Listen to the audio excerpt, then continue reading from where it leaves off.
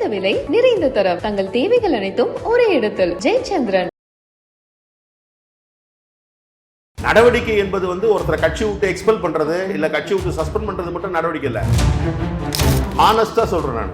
அவர் வந்து டிசைட் பண்ண கமிட்டி வந்து அவரும் பொதுச் செயலாளர்களும் எதை வச்சு டிசைட் பண்றாங்கன்னா ஆதவ் அர்ஜுனா வெர்சஸ் நீங்க கட்சிக்கு கட்டுப்பட்டிருக்கவர்கள் பேசுகிறவர்களுடைய பேச்சு அந்த மாதிரி ஆயிருச்சு. நீங்க அந்த மாதிரிலாம் போட்டு நீங்க சொல்ற மாதிரி அவர் வந்து நிறைய விஷயங்கள் செஞ்சிருக்கோம். அந்த மது ஒழிப்பு மாநாடு அதற்கு அதெல்லாம் யார் சொன்னது அப்படின்னு இருங்க அப்படின்னு ஒரு வீடியோ போட்டு காட்டுறாரு. அப்ப அதெல்லாம் உண்மையா? நான் சொல்றேங்க. வாய்ஸ் ஆஃப் காமன் வந்தவுடன் தான் பிசிக்கு அடுத்த கட்டத்திற்கு நகர்ந்துள்ளது அப்படிங்கிற பிம்பத்தை அவர் காட்டுறாரு. அது வந்து அப்படி ஒரு கிளைம் அவர் பண்றது வந்து உள்ளபடியே வந்து எக்ஸாஜரேட்டட் ஸ்டேட்மென்ட் தான் பார்க்கணும். காரணம் என்னன்னா நான் இன்னைக்கு நான் சொல்றேன் உங்க மூலமா சொல்றேன். ஆனா ஒரு ஆள் எப்படி பண்ண முடியும்? அதுக்கு என்ன காரணம்? அது அவரோட ப்ரொஃபஷனல்ங்க. ஏங்க நீங்க எங்க மாநாட்டை வந்து பந்தல் போட்டவங்க கூட தாங்க நடத்துறாங்க. எங்க மாநாட்டுக்கு பேனர் போட்டவங்க கூட தான் மாநாட்டை நடத்துனாங்க. மில்கி மிஸ்ட் பன்னீர். மின்னம்பலம் நேயர்களுக்கு வணக்கம். திருப்போரூர் தொகுதி சட்டப்பேரவை உறுப்பினரும் விடுதலை சிறுத்தைகள் கட்சியுடைய துணை பொதுச் செயலாளருமான திரு எஸ் பாலாஜி அவர்களிடம் பேச இருக்கின்றோம். வணக்கம். வணக்கம். நலமா இருக்கீங்களா? நல்லா இருக்கேன். ஒரு அறிவிப்பு, விடுதலை சிறுத்தைகள் கட்சியோட துணை பொதுச் செயலாளர்களில் ஒருவராக இருந்த ஆதவ் அர்ஜுனா அவர்கள் 6 மாத காலத்துக்கு சஸ்பெண்ட் செய்யப்பட்டிருக்கிறார் அப்படிங்கிற அறிவிப்பு கொடுத்திருக்கிறார் தலைவர் திருமா அவர்கள். இந்த நடவடிக்கை 6 மாத கால அந்த இடைவெளி கொடுக்கப்படுகிறது அவருக்கு இல்லை. அதாவது 6 மாத காலத்திற்கு விலக்கி வைக்கப்படுறதுன்றது இது வந்து கட்சியினுடைய ஒரு நடைமுறை. ஒவ்வொரு கட்சிக்கான ஒரு சட்டத்திட்டங்கள் இருக்கும். எங்கள் கட்சியை பொறுத்த வரைக்கும் வந்து ஒரு நடவடிக்கை எடுக்கணும்னா வந்து அந்த நடவடிக்கை எடுப்பதற்கான ஒரு ஃபோரம் இருக்குது. யார் மீது நடவடிக்கைன்னு ஒரு விஷயம் இருக்குது. ஏன்னா இப்போ அடிப்படையில் வந்து ஒடுக்கப்பட்ட மக்கள் அணிதிரட்டி இருக்கக்கூடிய இந்த கட்சி ஒரு குறிப்பிட்ட ஸ்டேஜ் வரும்பொழுது ஒரு தீர்மானத்தின் அடிப்படையில் வந்து வேலை செய்தி தீர்மானம் சொல்கிற தீர்மானத்தின் அடிப்படையில் தலித் அல்லாதவர்களை கட்சியில் வந்து உள்வாங்கணும் அப்படின்ற போது ஒரு டிரைவ் வைக்கணும். அப்போது தலித் அல்லாதவர்கள் இதில் உள்ளே வரும்பொழுது ஒரு சில நேரங்களில் சமூக சூழல்னால அவங்களுக்கு ஏதாவது இருக்கக்கூடிய சிக்கல்கள்லாம் இருக்கின்றதுனால அவர்கள் தொடர்பான நடவடிக்கைகள்னால் அதை வந்து கையாளுறதுக்கு வந்து கட்சியினுடைய உயர்நிலை குழு தான் கையாளணும் அப்படின்ற மாதிரியான ஒரு நடைமுறை இருக்குது. அந்த நடைமுறையின் அடிப்படையில் கட்சியினுடைய உயர்நிலை குழு இன்றைக்கி கூடி பேசி இந்த நடவடிக்கை எடுத்திருக்காங்க. பொதுவாக வந்து நாங்கள் எடுக்கிற நடவடிக்கை வந்து சஸ்பென்ஷன் தான் ஃபஸ்ட்டு. அந்த சஸ்பென்ஷனுக்கு அப்புறம் அதை ரிவோக் பண்ணுறதும் இல்லை சஸ்பென்ஷனை வந்து பெர்மனெண்ட்டாக வந்து நீக்கம் பண்ணுறதும் வந்து அதற்கு பிறகு அந்த 6 மாத காலத்துக்கு பிறகான ஒரு நிலைப்பாடு. ஆனால் இந்த நடவடிக்கையே ரொம்ப தாமதமானதோ அப்படிங்கிற ஒரு விமர்சனம் வருதுல்ல. ஏன்னா ஏற்கனவே ஒரு பேட்டி கொடுத்துருந்தாரு. அதற்கு பிறகு வந்த விஷயங்களும் ஒரு சர்ச்சைக்குள்ளானது. அப்புறம் விஜய் அவர்களுடைய அந்த ஆட்சியில் பங்கு, அதிகாரத்தில் பங்கு, அந்த முழக்கம் வந்தோன்னு ட்விட் போட்டிருந்தார் ஆதவ் அர்ஜுனா அவர்கள். அப்பெல்லாம் எந்த நடவடிக்கையும் எடுக்கலை. இப்போ இந்த சஸ்பென்ஷன் எடுக்கிறது அப்படிங்கிறது என்ன? இல்லை, நீங்கள் ஆட்சியிலும் பங்கு அதிகாரத்திலும் பங்குன்றது வந்து அடிப்படையான ஒரு முழக்கம். தலைவர் எழுச்சி தமிழுடைய முழக்கம். பல்வேறு நிலைகளில் வந்து அந்த முழக்கத்தை வந்து நடைமுறைப்படுத்தணுன்றது அதுலேயே வந்து ஒரு கிளாரிட்டி வேணும். ஆட்சியிலும் பங்கு அதிகாரத்திலும் பங்குனா நீங்கள் பார்த்துருப்பீங்க. 2 நாளைக்கு முன்னாடி ஆனந்த் டென்டுடைய அவருடைய புத்தகத்தை அறிமுகப்படுத்துகின்ற விழாவில் மிக தெளிவாக சொன்னார். ஆட்சியிலும் பங்கு அதிகாரத்திலும் பங்குன்றது வந்து 4 எம்எல்ஏ வந்து 20 எம்எல்ஏ ஆகுறது, இல்லை 40 எம்எல்ஏ ஆகுறது, 2 எம்பி 5 எம்பி ஆகுறது இல்லை. ஆட்சியிலும் பங்கு அதிகாரத்திலையும் பங்குன்றதில் வந்து நேரடியாக வந்து சட்டமன்ற உறுப்பினர்களில் நாடாளுமன்ற உறுப்பினரில் பங்கு இல்லை. அது வந்து என்னென்னா கிரவுண்ட் லெவலில் இந்த சோஷியலாக இருக்கக்கூடிய இடத்துல ஒடுக்கப்பட்ட மக்களுக்கான உரிய பங்களிப்பு வேணுன்றது தான். நீங்கள் விஜய் அவர்கள் வந்து அதை சொல்லும்பொழுது கூட அவரோட ட்வீட் நீங்கள் பார்த்துருப்பீங்க. அதில் என்ன சொல்லியிருந்தேன்னா, இன்றைக்கி வந்து விடுதலை கட்சியினுடைய இந்த முழக்கம் எதிரொலிக்கின்ற வகையில் வந்து அவர் வந்து அறிவிச்சிருக்காருன்னு சொல்லியிருந்தார். ஸோ அப்படி பார்க்கலாம், நம்ம கடந்துட்டு போக முடியாது. ஏன்னா அந்த ட்வீட் போட்டது அவர் ஒருத்தர் தான், வேற நீங்களும் யாரும் எந்த துணை பொதுச் செயலாளர்களும் போடல. அதற்கு பிறகு திருமா அவர்கள் சொன்னதுக்கும் அதற்கான நீண்ட விளக்கம் கொடுத்திருந்தாரு. இது வந்து இது இப்ப எடுக்கக்கூடிய முடிவாக இல்ல, விஜய் சொல்றது ஒரு அவசர கோலத்துல சொல்ற மாதிரிங்கிற ஒரு அறிக்கையும் கொடுத்திருந்தாரு. அப்ப அவருடைய கருத்தாக மட்டும்தான் நம்ம எடுக்கணும். அப்ப கட்சி தரப்புல இருந்து ஒருத்தர் விளக்கம் கேட்கப்பட்டதா? இதுல வந்து ஒரு சிங்கிள் பர்சன் பாயிண்ட் ஆஃப் வியூல இருந்து பார்க்காதீங்க. இது நீங்க இன்னைக்கு இருக்கிற சிஸ்டம் வச்சு பாருங்க. ஒரு காலத்துல வந்து ஒரு கட்சியினுடைய கருத்துக்களை பேசக்கூடியவர்கள் 1-2 பேர் இருப்பாங்க. அந்த கட்சியுடைய தலைவர் இருப்பாங்க, பொதுச் செயலாளர் இருப்பாங்க. கட்சியில் ஊடகங்களுடைய எண்ணிக்கை வந்து அச்சு ஊடகம் மட்டும் இருந்தது, கொஞ்சமாக இருந்தது. ஸோ கண்டென்ட் வந்து அந்த கண்டென்ட் வந்து அதுக்கான நிறைவு கொடுத்துட்டு இருந்தது. இன்றைக்கி சோஷியல் மீடியா இருக்குது. அப்போ இது என்னென்னா, ட்விட்டரில் போட்டு தான் ஆகணும்னு ஒரு கம்பல்ஷனும் கிடையாது. எல்லா துணை பொதுச் செயலாளரும் ட்வீட் பண்ணணும், எல்லா அமைப்பு செயலாளரும் ட்வீட் பண்ணணும்னு ஒன்றும் கிடையாது. ஆர்வம் இருப்பவர்கள் சில பேர் போடுவாங்க. இப்போ எங்கள் கட்சியிலே ஒரு சில துணை பொதுச்செயலாளர் வந்து ட்வீட் பண்ணுறாங்க, எந்த மாதிரியான விஷயங்கள் ட்வீட் பண்ணுறாங்க. அவர் வந்து அந்த மாதிரியான ட்வீட்லாம் போடுறாரு. இப்போ நீங்கள் இதுக்கெல்லாம் தான் பதில் வந்து இந்த அறிக்கையில் இருக்குது. ரொம்ப அழகாக சொல்லியிருக்காரு எழுச்சி தமிழர். அப்படியே மேம்போக்காக பார்த்தீங்கன்னா இதெல்லாம் வந்து கட்சிக்கான வலிமையே, ஆட்சி அதிகாரத்தில் பங்கு, இதெல்லாம் வந்து மாதிரி தெரியும். ஆனால் ரொம்ப இந்த மாதிரியான நடவடிக்கைகள் வந்து இன்றைக்கி வந்து தலைமைக்கும் வந்து கட்சிக்கும் வந்து ஊர் விளைக்கக்கூடிய வகையில் இந்த நடவடிக்கைகள் அமைஞ்சிருக்குன்றதை வந்து சொல்லியிருக்காரு. அவர் என்ன நினைச்சு போட்டாரோ நமக்கு தெரியாது. ஆனா அது எப்படி தெரியாதுன்னு இல்ல என்ன நினைச்சு போட்டாரோ எனக்கு எப்படி தெரியும்? இல்ல உங்களுக்குன்னு இல்ல, இப்ப கட்சி தலைமை கேட்கும்ல, நீ திடீர்னு உடனே நீங்க ஒரு அதெல்லாம் கேட்டோம். இல்ல அதெல்லாம் கேட்டோம்னா பொது வெளியில வந்து எல்லாருக்கும் தெரியாத மாதிரி கேட்கணும்னு ஒன்றும் அவசியம் இல்லையா? இன்னொன்னு என்னன்னா, நடவடிக்கைனா நீங்க ஒரு விஷயத்தை புரிஞ்சுக்கணும். நடவடிக்கை என்பது வந்து ஒருத்தரை கட்சி விட்டு எக்ஸ்பெல் பண்றது இல்ல கட்சி விட்டு சஸ்பெண்ட் பண்றது மட்டும் நடவடிக்கை இல்லை. நான் ஒரு செயல் செய்யறேன்னா என்னை கூப்பிட்டு தலைவர் தனியா கூப்பிட்டு என்ன நீ உன்னை நம்பி இந்த பொறுப்பு கொடுத்துருக்க, நீ இந்த மாதிரிலாம் பண்றியேன்னு சொல்றதும் நடவடிக்கை தான். அந்த மாதிரி நடவடிக்கைகள்லாம் உள்ளுக்குள்ள வந்து எடுக்கப்பட்டதா செஞ்சது. அதை தானே அவர் வந்து வெளியில கூட சொன்னார்ல, நான் இந்த கூட்டத்துக்கு போறதுக்கு முன்னாடி கூட வந்து நீ வந்து தேவையில்லாம எதுவும் பேசக்கூடாது, ரொம்ப கவனமா பேசுங்கன்னு சொன்னா இதெல்லாமே நடவடிக்கைகள் தானே. நடவடிக்கையா இது அறிவுறுத்தல் எடுத்துக்கிறதா இல்ல ஆக்ஷன்? நீங்க எந்த மொழிபெயர்ப்பு கூட பாருங்க, நடவடிக்கை அறிவுறுத்தலா நீ இதெல்லாம் பேசிடாதீங்க அப்படிங்கறது அறிவுறுத்தல். நீங்க முன்னாடியே தடவை பேட்டி கொடுக்கும் போதே இந்த மாதிரி ஒரு கான்ட்ரவர்சியல் வரும்போது நாங்க எங்களுடைய குழுவை கூட்டி, நிர்வாக குழுவெல்லாம் கூட்டி விளக்கம் கேட்போம், நடவடிக்கை எடுப்போம். நாங்க அந்த நடவடிக்கை கட்சிக்குள்ள எடுக்கப்பட்டதா? அதுதான் மறுபடியும் சொல்றேன். நீங்க நடவடிக்கையினாலே ஒருத்தரை தண்டிக்கிறது தான் நடவடிக்கை நீங்க நினைச்சீங்கன்னா நீங்க சொன்னது சரி. நடவடிக்கை என்பது ஒரு விஷயம் நடக்குது, அந்த விஷயம் மறுபடியும் நடக்கக்கூடாததுக்கு என்ன பண்றோம், இல்ல நடக்காம இருக்கிறதுக்கு என்ன பண்ணணுன்றதும் நடவடிக்கை தான். ஏன் இவ்வளோ நாள், ஏன் உடனேனா, இதெல்லாம் என்னென்னா நம்ம தமிழ்நாட்டு அரசியல் வரலாற்றில் குறிப்பாக வந்து அதிமுக வந்து ஒரு ட்ரெண்டு செட் பண்ணி வச்சிருக்கு. அந்த அம்மா இருக்கும்போது என்ன பண்ணுவோம்னா, யாரை வேணா நினச்சவொடனே எடுத்துறது போடுறதுன்ற மாதிரி. அது வந்து எல்லாரும் ஃபாலோ பண்ணணும்னு அவசியம் இல்லை. எங்களுக்கான சட்டத்திட்டங்கள் இருக்குது, எங்களுக்கான நடைமுறை இருக்குது. இப்போ ஸ்டாலின் அவர்களை, முதல்வர் அவர்களை சந்தித்திருக்கிறார் திருமாவர்கள். அதற்கு முன்பு வந்து இந்த நீக்கம் அப்படிங்கிறது அறிவிக்கப்பட்டிருக்கிறது. இப்ப அரசியல் களத்துல இது தொடர்பு படுத்தி தான் பார்க்கப்படுகிறதா? நீங்க வந்து எதை வேணா என்ன வேணா நினைச்சுக்கலாம், அதை பத்தி ஒன்றும் பிரச்சனையே கிடையாது. பார்த்துட்டு வந்து நடவடிக்கை எடுத்திருந்தா என்ன பண்ணுவாங்கன்னா, அவர் நல்லா பேசிட்டு நல்லபடியா பேசிட்டு இதை பத்தியே பேசாம நாங்கள் இப்போ இன்னமும் கூட இது வந்து ஹானஸ்டா சொல்றேன் நான், அதை பற்றி இந்த நடவடிக்கையை பற்றி முதலமைச்சருக்கு வந்து தெரிஞ்சுதான் கூட தெரியல. என்ன காரணம்னு சொல்கிறேன். அவர் அசம்பிளியில் உள்ளே உட்காந்துட்டு இருந்தார், சரிங்களா? இப்போ நானே வந்து எனக்கே வந்து என்னென்னா, ஒருத்தர் வெளியில் போயிட்டு வந்தார், ஒரு சட்டமன்ற உறுப்பினர் வெளியில் போயிட்டு வந்தார். உள்ளே வந்து செல்லு வந்து இப்போ பார்க்கவும் மாட்டோம், அங்கே வந்து நெட்டும் இல்லை. வெளியில் போயிட்டு வந்த சட்டமன்ற உறுப்பினர் உள்ளே வந்து என்கிட்ட சொன்னார், நடவடிக்கை அறிக்கை வந்துடுச்சுன்னாரு. அவர் சொன்ன அடுத்த ஒரு மொமெண்ட்டில் வந்து தலைவர் வந்து வந்துட்டார் முதலமைச்சரை சந்திக்கிறதுக்குனாரு.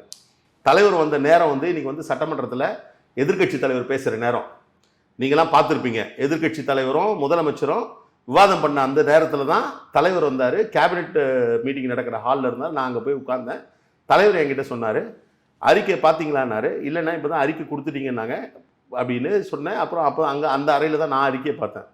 ஸோ முதலமைச்சருக்கு இது எடுத்தாங்களா எடுக்கலையான்னு எனக்கு தெரியாது, அவருக்கு தெரியுமான்றதே ஷோர் கிடையாது. ஏன்னா நீங்கள் அசம்பிளியில் வந்து நீங்கள் வந்து இது ரொம்ப ப்ராமினெண்ட்டான நியூஸாக இருந்தவனா யாருன்னா செக்ரட்டரி எடுத்து வந்து கொடுக்கறதுக்கு வாய்ப்பு இருக்குது. அது இல்லை. நாங்கள் அசம்பிளி லைவ் ஸ்க்ரீன் தான் பார்த்துட்ருக்கோம். உள்ளே வந்தார் முதலமைச்சர். வந்த உடனே செக்கு கொடுத்தோம். சின்ன தொகை தான் அப்படின்னாரு தலைவர். இது சின்ன தொகையாக 10 லட்சம் கொடுத்துருக்கீங்களே, சட்டமன்ற உறுப்பினர்கள் சம்பளம் தானே? இல்லை சட்டமன்ற உறுப்பினர்கள் மட்டும் இல்லை, நாடாளுமன்ற உறுப்பினர்களுக்கு சம்பளம் தானாரு. முடிச்சுட்டு என்ன பண்ணார், இன்றைக்கி வந்து சபாநாயகர் அறையில் ஒரு நிகழ்ச்சி இருக்குது வாங்கன்னாரு. சபாநாயகர் அறைக்கு போனப்போ கலைஞருடைய நூற்றாண்டு விழா ஒட்டி நடைபெற்ற பேச்சு போட்டியில் இப்போ வெற்றி பெற்ற மாணவர்களுக்கு வந்து பரிசு கொடுக்குற நிகழ்ச்சி முடிஞ்சது. வெளில வந்தார், சீஃப் செக்ரட்டரி பார்த்தாரு, ப்ரெஸ்ஸை பார்த்தாரு. இது வந்து ஒரு ஒரு ஒரு ஒரு நூல் அளவு கூட கூட்டியோ குறைச்சோ சொல்லப்பட்ட செய்தி இல்லை. இவ்வளோதான். இதுக்கும் அவர் இதை கேட்கவும் இல்லை, தலைவர் அதை சொல்லவும் இல்லை. இது எல்லாமே வந்து நடந்த விஷயங்கள். ஆனால் நீங்கள் சொல்கிற மாதிரி அந்த மாதிரி ஒரு இது பண்ணுறாங்க. ஒரு வேளை அவர் பார்த்துட்டு வந்து வெளியில் வந்து அறிக்கை கொடுத்தா என்ன சொல்லுவாங்க, உள்ளே சென்றார், முதலமைச்சர் கடுகெடுத்தார், முதலமைச்சர் இப்படி பண்ணாரு அப்படி பண்ணாருன்னு தான் கதை எழுதுறதுக்கு தான் நிறைய பேர் இருக்காங்களே. சரி, உள்ள விவாதிக்கப்பட்டதா இது குறித்து? உங்களுக்கே வந்து நீங்க சட்டப்பேரவையில இருந்து நீங்க சொன்னீங்க அப்பதான் உங்களுக்கு தெரிஞ்சது நீக்கப்பட்டிருக்காரு. ஆமா, அதாவது இது தொடர்பான கருத்துக்களை கேட்டார் தலைவர். அவர் வந்து டிசைட் பண்ண கமிட்டி வந்து அவரும் பொதுச் செயலாளர்களும். நல்லா புரிஞ்சுங்க, டிசைட் பண்ணது அவங்க. எதை வச்சு டிசைட் பண்றாங்கன்னா, கட்சியில் இருக்கக்கூடிய பொறுப்பாளர்கள் கிட்ட இருந்து வந்த ஃபீட்பேக்கு, பொறுப்பாளர்கள்கிட்ட இருந்து வந்த செய்திகள், இதன் அடிப்படையில் முடிவெடுக்கிறார் தலைவர் பொதுச் செயலாளர் முடிவெடுக்கிறாங்க. ஸோ நான் என்னோட கருத்தை சொல்லிட்டு வந்துட்டேன். இப்போ உங்களை மாதிரியான துணை பொதுச் செயலாளர்கள் நிர்வாகிகள் மத்தியில ஆதவ் அர்ஜுனா குறித்து எந்த மாதிரியான ஒரு நிலைப்பாடு இருந்துகிட்டு இருந்தது? ரொம்ப சிம்பிள்ங்க. இப்போ கருத்தை வெளிப்படுத்தும் போது உடனே அதுக்கு ஆதரவு இருக்கிற மாதிரியான ஒரு சூழல் தெரியும். அந்த கருத்துக்கு எதிர்கருத்து வைக்கக்கூடியவர்கள், கட்சி ஒரு முடிவு எடுக்குது, கட்சியினுடைய முடிவுக்கு எதிரான இல்லை கட்சியினுடைய முடிவுக்கு மாறுபட்ட ஒரு கருத்தை ஒருத்தர் சொல்றாரு, உடனே என்ன ஆகும்னா அதுக்கு தூபம் போடக்கூடிய அளவுக்கு இல்லை பொலிட்டிக்கல் சிச்சுவேஷன்ல எதிர்கட்சிகள் என்ன பண்ணுவாங்க? இப்போ நீங்க எதிர்கட்சிகள் தூபம் அதெல்லாம் ஒருத்தர் கருத்து சொல்றாங்க. இப்ப கட்சியில இருந்து மேல இத நீ பண்ண கூடாதுன்னு ஒரு வந்தது கமாண்ட்னா இது கட்சியுடைய நிலைப்பாட்டுக்கு எதிரா இருக்கு நீங்க பேசுறது அப்படின்னு சொன்னா அடுத்த முறை அவர் அதை பேச மாட்டார் இல்லையா? இதை நீங்க ஜெனரலைஸே பண்ண முடியாது. நீங்க ஜெயலலிதா அம்மையார் பொதுச் செயலாளராக இருக்கும்போது அதிமுக இருந்த நிர்வாகிகளுடைய செயல்பாடும் எடப்பாடி பழனிசாமி இருக்கும்போது இருக்கிற செயல்பாடும் வேறுபடும். ஆனா அப்பவே இப்ப நீங்க சொல்ற மாதிரி இபிஎஸ் இல்ல எப்ப சொன்னாரோ இல்ல பாஜகவுடன் கூட்டணி இல்லைன்னு சொன்னாரோ அதற்கு பிறகு எஸ்பி வேலுமணியோ வேற யாருமோ வாயை திறக்கல. தனிப்பட்ட கருத்துக்களே சொல்ல, நீங்க ஒரு பார்ட்டியோட ஃபங்க்ஷனிங் ஸ்ட்ரக்சர் பார்க்கணும். தலைவர் அதனால தான் நேற்றைக்கு கூட மிக தெளிவா சொன்னாரு, இது ஒடுக்கப்பட்ட மக்களுக்கான கட்சியாக அறியப்பட்டு இதில் தலித் அல்லாதவர்கள் வருகின்ற பொழுது நாங்கள் இந்த விஷயங்களை ரொம்ப பார்த்து கவனமாக கையாள வேண்டியது இருக்கின்றது ஒன்று. இன்னொன்று, விடுதலை சிறுத்தைகள் கட்சியில் பொதுவாகவே இந்த எடுத்தன் கவுத்தன் உடனே நடவடிக்கைன்றது நாங்கள் எந்த நிர்வாகிகளாக இருந்தாலும் நீங்கள் அமைப்பு ரீதியாக இருக்கக்கூடிய விஷயங்கள் நாங்கள் பண்ணதில்லை. தலைவர் எல்லா இடத்துலையும் போய் என்ன சொல்கிறாருன்னா, இந்த கூட்டணி நாங்கள் உருவாக்கின கூட்டணி, மத சார்பற்ற கூட்டணி, இந்த கூட்டணியை நாங்கள் விட்டு போக மாட்டோம், அடுத்த தேர்தலில் இந்த கூட்டணி தான் இருக்கும்னு அவர் சொல்கிறாரு. இப்போ நான் என்ன பேசணும்? இப்போ அவர் பேசுறதை விட்டுருங்க, அவரோட தன்மை அது, அவரோட ஃபங்க்ஷனிங் ஸ்டைலு. இப்போ நான் என்ன பேசுவேன்? என்ன கேட்கும்பொழுது நீங்களே என்ன கேட்குறீங்க, இந்த மாதிரி உங்கள் கடந்த காலத்தில் கேட்டிருந்தீங்கன்னா நான் என்ன சொல்லுவேன்னா, இல்லை நாங்கள் இந்த கூட்டணியில் தான் இருக்கணும். இப்போ என்ன ஆகுது அப்படின்னா, ரெண்டு விஷயம் நடக்குது இன்றைக்கி இருக்கிற காலகட்டத்தில். ஒரு விஷயம், நான் சொன்னது மாதிரி கட்சியிலேயே மாறுபட்ட நிலையில் இருக்கக்கூடிய ஒன்று ரெண்டு பேர் என்ன பண்ணுவாங்கன்னா, எங்களை கட்சிக்கு எதிரானவர் போல சொல்லுவாங்க, இல்லை அவங்க கருத்தை வெளிப்படுத்துவாங்க. இதுக்குன்னே காத்துக்கிட்டு இருக்கவங்க எதிர்கட்சிகளில் இருக்கக்கூடியவர்கள் என்ன சொல்லுவாங்கன்னா, உடனே இவங்க இப்போ தலைமைகளே அந்த மாதிரி விமர்சனம் பண்ணுறாங்க. இவர் உடனே திமுகவுக்கு ஆதரவானவர், இவர் இப்படி பேசுகிறாரு அப்படி பேசுகிறாரு அப்படின்வான். இப்போ நீங்கள் சட்டமன்றத்திலேயே கூட்டணி கட்சியில் இருக்கவங்க எல்லாருமே அது சட்டமன்றத்தில் ஒரு கூட்டணி கட்சியாக இருக்கின்ற பொழுது ஒரு மாண்பு என்னென்னா, முதலமைச்சராக இருந்தால் அவருக்கான மரியாதையை கொடுத்து விழிக்கிறதுன்றது மிக இயல்பான ஒன்று. ஆனால் எல்லாரும் பேசினாலும் என்னமோ விடுதலை சிறுத்தைகள் கட்சி ரொம்ப கூடுதலாக அதை சொல்கிற மாதிரியான ஒரு தோற்றத்தெல்லாம் சித்தரிக்கிறாங்க. இந்த நெருக்கடி எனக்கு வருதுல. எனக்கு ஏன் ஆதவ் அர்ஜுனா வெர்சஸ் நீங்க கட்சிக்கு கட்டுப்பட்டு பேசுகிறவர்களுடைய பேச்சு அந்த மாதிரி ஆயிருச்சு. நீங்க அந்த மாதிரி எல்லாம் கொண்டு போ. இது ஆதவ் அர்ஜுனா அவர் இந்த மாதிரி நபர்களே விட்டுடுங்க. கட்சியோட எல்லா கட்சியிலும் இடையில நடந்த எல்லா கட்சியிலும் எதிர்கொண்டு இருக்குங்க. வைகோ அவர்கள் இருக்கும்போது திமுக எதிர்கொள்ளையா, எம்ஜிஆர் கட்சியில சொல்லுங்க அந்த மாதிரி இருந்ததா? இப்ப நீங்க திமுக அப்படி இல்ல. அப்ப உங்களை சித்தரிச்சாங்களா? அந்த மாதிரி சித்தரிக்கிறது இல்லைங்க. அந்த மாதிரி ஒரு அதை தான் தலைவர் இன்னைக்கு அறிக்கையில் சொல்லியிருக்காரு. இது மேம்போக்கா பார்த்தீங்கன்னா இது எல்லாமே ஆதரவான கருத்துக்களாகும், இது நெருக்கடியை உருவாக்கும் அப்படின்னாரு. உருவாயிடுச்சுன்னு சொல்ல, இது காலப்போக்கில் இந்த மாதிரியான நெருக்கடிகள் உருவாச்சுன்னா அது எல்லாருக்குமே ஆபத்து. துடுப்பு போடாமல் படகில் கேளிக்கைக்காக அமர்ந்து இருப்பவனால் மட்டுமே படகை உலுக்கி நிலை குலைய செய்ய முடியும். என்ன புரிஞ்சுக்கிறது இந்த ட்வீட்ல? ஆட்சியை திறம்பட நடத்தி கொண்டு இருக்கக்கூடிய நம்முடைய முதலமைச்சர் வெள்ள தடுப்பு நடவடிக்கைகளில் ஈடுபடுறாரு. வெள்ள தடுப்பு நடவடிக்கைகள் தான் துடுப்பு போடுறது. இதெல்லாம் பார்த்துக்கிட்டு சும்மா உட்காந்துன்னு இருக்கிற விமர்சனம் பண்ணுறவங்க அந்த கவுக்கிறதுக்கு முயற்சி பண்ணுறாங்க. ஆட்சின்னா தமிழ்நாட்டுன்னு வச்சுக்கிங்களேன், தமிழ்நாட்டிற்கு எதிராக நடந்துக்கிறாங்க. தமிழ்நாட்டை அவர் நான் சரியாக இப்படி இப்படி இப்படி எடுத்துக்கோங்க. நீங்கள் இன்னைக்கு எல்லாமே சரியாக போயிட்டுருக்கு. திடீர்னு அரசியல் ரீதியாக சில கருத்துக்களை புதுசாக கட்சியை தொடங்கினவங்க ஏதாவது ஒன்று போகிற போக்கில் பேசிட்டு போயிடுறாங்க. இது அதுக்கு இப்படி புதுசா பேசுறது. இந்த ட்வீட் போடும்போது என்ன இந்த ப்ரோகிராம் நடக்க இருக்கிறது டிசம்பர் 6. சரி, அதற்கு முதல் நாள் இது வந்ததுன்னு நான் நினைக்கிறேன். இந்த ட்வீட் வருது. இது எதற்காக இது போடப்பட்ட ட்வீட்? தொடர்ந்து விமர்சனங்கள் வராரு. இல்ல இப்ப நான் இன்னைக்கு கூட ஒன்று போட்டிருக்கேன். எனக்கு என்ன ஒரு பழக்கம்னா, சில மேக்சிம்ஸ்னு சொல்லுவாங்க ஆங்கிலத்தில் இருக்க மேக்சிம்ஸை அன்றைய காலகட்டத்தில் பொருத்தி அதை போடுறதுன்றது எனக்கு அது ஒரு எனக்கு இப்போ நீங்கள் சொன்னீங்களா ஒருத்தர் ட்வீட் பண்ணுறாங்கன்னு, சில பேர் அவங்க வந்து நான் என்னோட ட்வீட் எதுவுமே வந்து கட்சிக்கோ இல்லை வந்து தலைமைக்கோ வந்து நெருக்கடியை உருவாக்க இதுல பொருள் வந்து என்ன அது நீங்க போட்ட பொருள் நான் அதுதான் சொல்றேன். நான் வந்து கவர்மெண்ட்டை சிறப்பா தமிழ்நாட்டை சிறப்பா கடத்தி கொண்டு போயிட்டு இருக்காரு துடுப்பு போட்டுட்டு. தேவையில்லாம உட்காந்துட்டு வந்து வந்து இவ்வளோ நிவாரணம் கொடுக்க சொன்னேன், அவ்வளோ நிவாரணம் கொடுக்க சொன்னேன், நீங்க வந்து இங்க சரியா நடக்கல, தண்ணி தேங்கிச்சு சென்னையில அப்படின்னு சொல்றாங்க. யார் சொல்றாங்க? எதிர்கட்சி தலைவராக சொல்றாரு. நீங்க சொல்றது எதிர்கட்சி சொல்ல அந்த படகுலயே உட்கார்ந்து இருக்கிறவன் தமிழ்நாடு படகு தானே. அல்ல ஒரு தமிழ்நாடு தமிழ்நாடு சொல்றீங்க. தமிழ்நாட்டை வந்து எடுத்துட்டு போற நேரத்துல தேவையில்ல ஒண்ணுமே வேலை இல்லைன்னா என்ன பண்றது? நீங்க கூட இருந்து அவங்களோட ஒத்துழைச்சிங்கன்னா பிரச்சனை இல்லை. சரி, இந்த அறிக்கையில கூட இன்னைக்கு வந்து அறிக்கையை ஒட்டி கூட நீக்கினதுக்கு அப்புறம் கட்சிக்குள்ளேயே ஒரு எதிர்மறை தாக்கத்தை இது ஏற்படுத்தி இருக்கிறது. ஆதவ் அர்ஜுனா அவர்களுடைய அந்த நடவடிக்கை அப்படிங்கிறத குறிப்பிடுறாங்க அந்த அறிக்கையில. யாரு? திரும்ப நான் படிச்சு சொல்லுங்க. கரெக்ட். கட்சிக்குள்ளேயே ஒரு எதிர்மறை தாக்கத்தையும் ஏற்படுத்தி இருந்தது. விசிகாவுடைய ஒரு நம்பகத்தன்மையையும் வந்து கேள்விக்குறியாக்கியது அப்படிங்கிறதையும் அவர் குறிப்பிட்டிருக்கிறார். அப்போ ஒரு எதிர்மறை தாக்கத்தை கட்சிக்குள்ளேயே அதை ஏற்படுத்தியது உண்மைதானா? நீங்க இது உண்மைதானே. அவர் தான் சொல்லியிருக்காரு எதிர்மறை தாக்கம்னா என்ன. இப்போ நான் சொன்னதெல்லாம் கூட அதில் வரும். நீங்கள் கீழே இருக்க கிரவுண்டில் இருக்கவங்க வந்து ஒருத்தரோட ஒருத்தர் அணுகி போகணும். இந்த மாதிரி இவர் சொல்லக்கூடிய விஷயங்கள் வந்து எந்த மாதிரியான எதிர்மறை தாக்குதல் ஏற்படுதுன்னா, கூட்டணி கட்சிகளில் இருக்கக்கூடியவர்களுக்கு வந்து என்ன இவங்க இப்படி பேசுகிறாங்க, அவங்க வந்து ஒரு கட்சி தலைவர் சொல்லி பேசுகிறாரா இல்லை வந்து கட்சி தலைவர்கிட்ட சொல்லிட்டு பேசுகிறாரான்றதுலாம் மீன் மெட்டீரியல். கட்சி தலைவருக்கு எதிராக தான் இருக்காருன்னு நீங்கள் சொன்னால் கூட இல்லை அது எப்படி பேசுவார் அப்படின்னு கேட்குறவங்க இருக்க தான் செய்வாங்க. அதுதான் வந்து எதிர்மறையான ஒரு விஷயம். நம்பகத்தன்மை என்னன்னா, தலைவர் தொடர்ந்து சொல்லிட்டு இருக்காரு நாங்கள் இந்த கூட்டணியில் தான் இருக்கோம், இன்னும் கூட ஒரு படி மேலே போய் இந்த கூட்டணி நாங்கள் கட்டி அமைச்ச கூட்டணி, எல்லோரும் சேர்ந்து நாங்கள் கட்டி அமைச்ச கூட்டணி, இதில் விட்டு நாங்கள் போகிறதுக்கு என்ன. அப்போ இந்த நம்பகத்தன்மை கேள்விக்குரியாதுல்ல. என்னப்பா இவர் இப்படி பேசுகிறாரு, அவங்க அப்படி தானே கேட்டாங்க. இன்னும் சொல்ல போனால் அந்த நிகழ்ச்சிக்கு அவர் போனப்போ அவர் தன்னை கட்சியோட அடையாளப்படுத்தி கொள்ளாமல் தான் ஒரு நிகழ்ச்சியில் கலந்துக்கிறாரு. நானே கூட கேட்டிருக்கேன். நான் இப்போ நடிகர் சங்க கூட்டம்லாம் நடக்குது, எல்லா கட்சியை சார்ந்தவங்களும் இருக்கிறாங்க. அங்கே வந்து அரசு ஏதோ ஒரு வரியை கொண்டு வருது அப்படின்னு வச்சுப்போம். அன்றைக்கி வந்து எந்த ஆட்சி இருக்கோ அந்த ஆட்சியை சார்ந்த நடிகர் அங்கே போய் பேசுகிறாரு, இந்த அரசு வரியெல்லாம் ஏற்றி விட்டது, இது வந்து தொழிலை பாதிக்கிறது, திரைத்துறையை பாதிக்கிறதுன்னு பேசினார்னா யாரும் வந்து அந்த கட்சிக்கு எதிராக அவர் பேசிட்டாரு அப்படின்னு பேச மாட்டாங்க. ஆனால் இது வந்து அவர் அங்கே அப்படி தான் போனார். ஆனால் அங்கே பேசின விஷயங்கள் எல்லாமே வந்து அரசியலாக பேசினார். அங்கே பேசும்பொழுதும் வந்து துணை பொதுச்செயலாளர் என்கின்ற நிலையில இருந்து பேசினார். அதனால அதுக்கு எக்ஸ்கியூஸ் கிடையாது.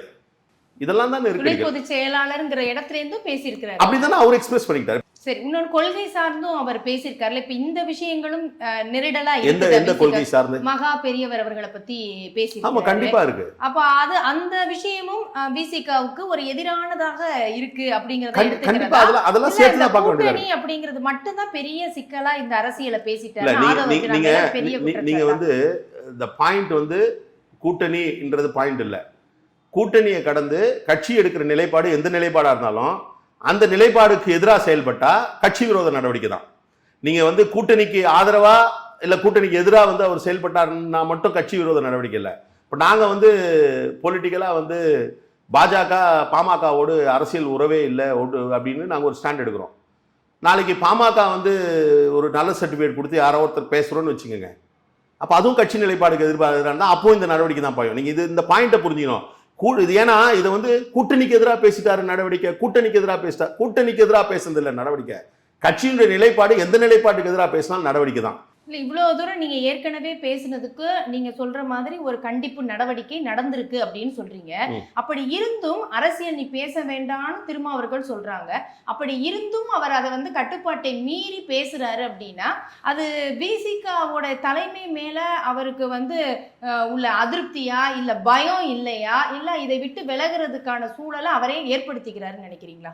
இது எல்லாத்துக்கும் காலம்தான் பதில் சொன்னா. நான் என்னன்னா, நீங்க விடுதலை சிறுத்தை கட்சி தலைவரை பொறுத்த வரைக்கும் அவர் வந்து ஒரு தலைவராக வந்து ஒரு இயக்கத்தை வழி நடத்துகிற விதமும் இது வந்து ரொம்ப என்ன சொல்கிறது, ஒரு தனித்தன்மையானது.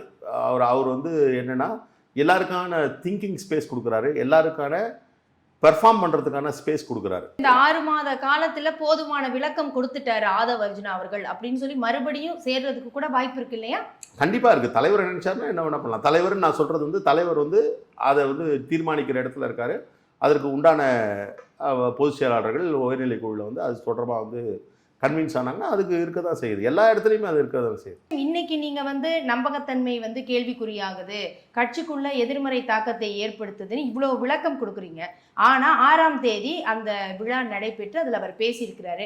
மறுநாளே கேட்கும் போது கூட ஆதவர்களுடைய கருத்து அவருடைய சொந்த கருத்து தான்.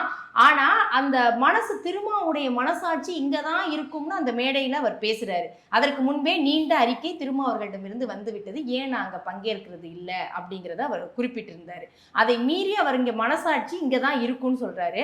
அதற்கு பதில் திருமாவர்கள் சொல்லும் போது என்ன சொல்ல வர்றாரு அப்படின்னா, அது அவர் நான் அங்க இல்ல, அந்த விழாவில் நான் இல்லைங்கிற ஆதங்கத்தை வெளிப்படுத்தி இருக்கிறார் ஆதவ்ங்கிறார்.